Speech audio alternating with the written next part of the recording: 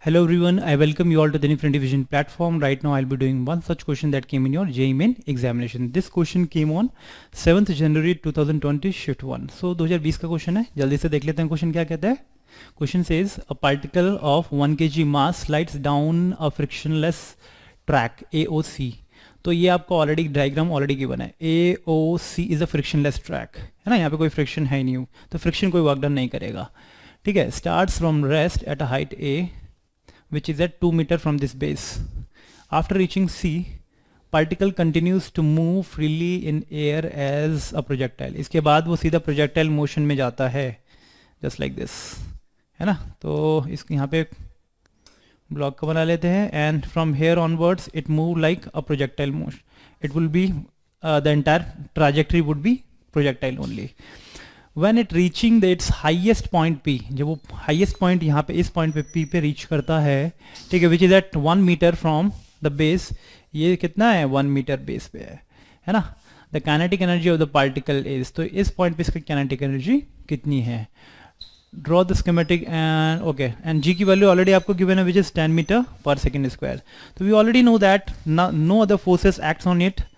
Okay, at its highest point, the total potential energy and the kinetic energy, that is the mechanical energy of the entire system, would remain conserved. Okay, because this is acted on only upon by a conservative force.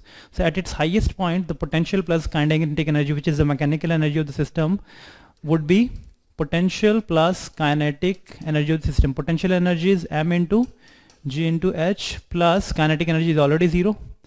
So mass is given as 1 kg, g is 10, and height is 2 meter.